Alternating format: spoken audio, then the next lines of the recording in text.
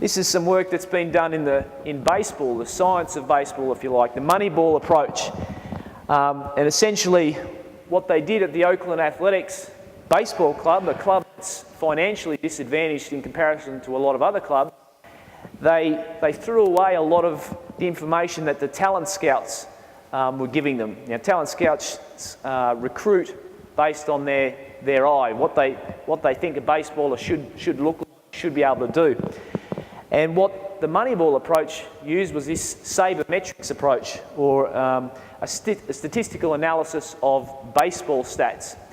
And they used an analytical approach, to assembling a competitive baseball team. So they used a whole heap of numbers to try and recruit players into their club.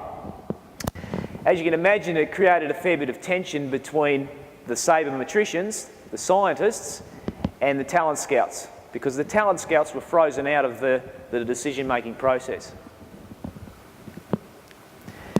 But I guess with all of this science that we have exposure to now, we have RPEs, GPS, OPS, we have hypoxic training, we have sleep watches, we have a whole variety of different technology, different scientific products that we can use.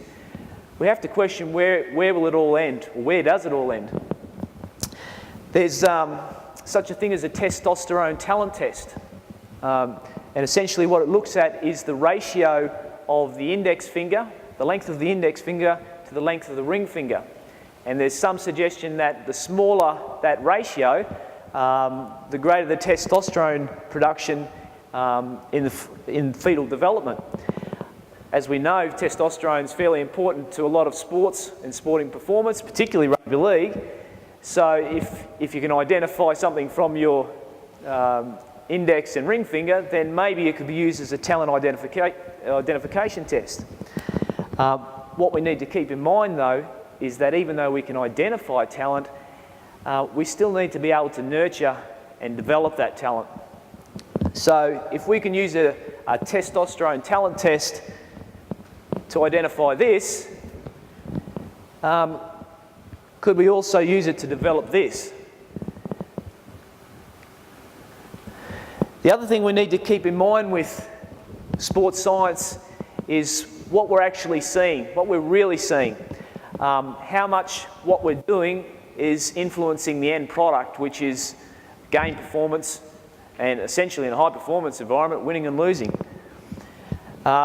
This is some work that we've done assessing tackling technique. This player, when he was playing, was considered probably one of the most technically complete front-on tackler in the game. He completed a lot fewer tackles towards the end of his career because players stopped running at him. When he hits you, he hurts. If we take this photo and looked at any textbook on tackling technique, this would be your ideal model. What we need to keep in mind, though, is how much does this type of technique in a one-on-one situation reflect what happens in a game when there's multiple tackles, multiple defenders in the tackle. And the other thing we need to keep in mind, or ask ourselves, is what happens to this under conditions of game-related stress.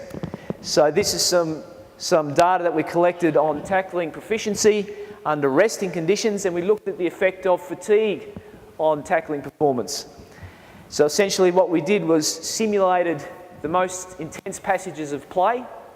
We progressively increased exercise intensity by reducing the recovery between repeated efforts.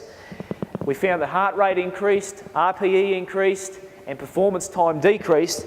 And perhaps not surprisingly, with increases in exercise intensity, increases in fatigue, we had large reductions in tackling proficiency. What this doesn't show us, though, these group or mean results, is the individual responses to a test.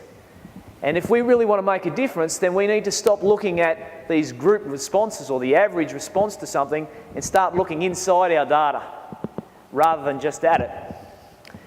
So this is the responses of two players who were closely matched for physical qualities.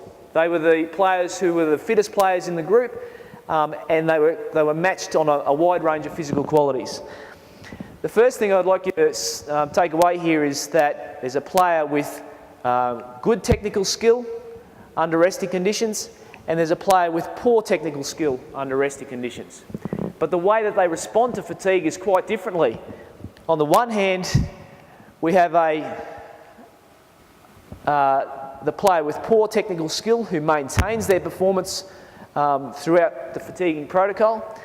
And on the other hand, the player with good technical skill has marked reductions in tackling proficiency under fatigue, to the point where under very heavy fatigue, the type of fatigue that players experience during a game, his tackling performance was actually lower than the player with poor tackling skill. So there's a number of take-home points there. One is, if we're going to assess skill, then one slice under resting conditions probably isn't going to be an adequate indication of how players are likely to perform under game-related stress. So if we're assessing skill, we probably need to introduce some sort of game-related stress. The second point is, it gives us some indication of the factors that are limiting performance and how we might train that for individual players.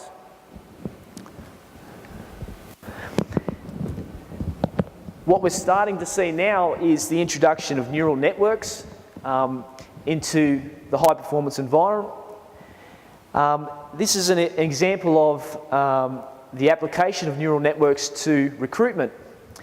Just before I go on, a neural network is essentially a sophisticated computer that learns from inputted data. More information enriched the data, the more it learns, and the more likely the output will have real meaning. Experts in the neural network area, proponents of the neural network area, who really know what they're doing, will freely admit that it's black box technology. The real question, though, is, does it work? There's a study that's been done on AFL draft camp data, and as we know about the AFL draft camp, there's a wide range of tests of physical qualities and skill qualities. They test everything. But what they found was that the combination of physical testing with neural network technology provided no additional accuracy than what was already available from the expert's eye. So the scouts were already seeing what all this data was telling them. Which brings me to the point of intuitive expertise and blinking. If you haven't read this book, Blink, by Malcolm Gladwell, I would strongly recommend it. It's all about gut feel, working on your gut feel and thin slicing, taking your first gut feel on something. So when you think of a coach, a lot of them are gut feel people. And when you think of scientists, they're very competent in the analysis and interpretation of data and recognising patterns. They like to think.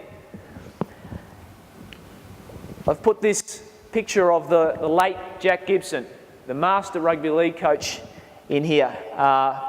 He won premierships with 3 different rugby league clubs, was considered, and perhaps is still considered, one of the best, if not the best, rugby league coach of all time. And this coach, who I worked with from the early 2000s through to 2008, is now probably, most of you are aware, probably the most successful rugby league coach of all time, having won 7 National Rugby League premierships. This is what he had to say about Jack Gibson. Jack was the master of feel, and coaching is all about feel. So if we think of Blink, there's a lot of examples in Blink of this gut feel approach, and they use an example of a fireman in a burning building.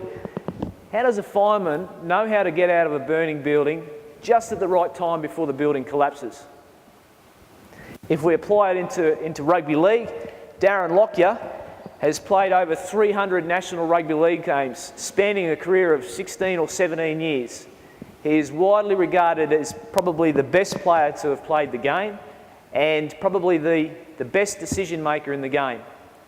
How does Darren Lockyer know when to pass and when to run? Or if we're looking at it from a coaching point of view, how does a coach know that a kid can play?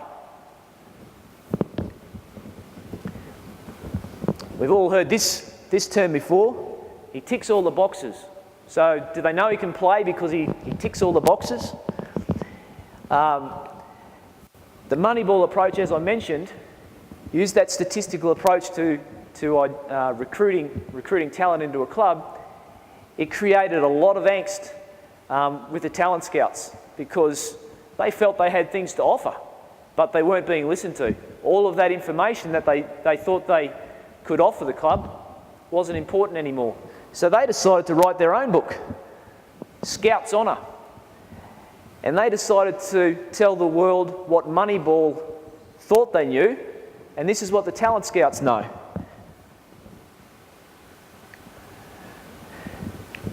These are the things that the talent scouts look for that the Moneyball people, the scientists, the sabermetricians couldn't measure. So things like attitude, desire, drive, mental toughness. We can measure some of these things, but it's pretty tough. Is he a winner? Is he a competitor? Can he handle adversity? When the going gets tough, does he get into the contest or does he go missing? These are the things that the talent scouts look for that the scientists couldn't measure.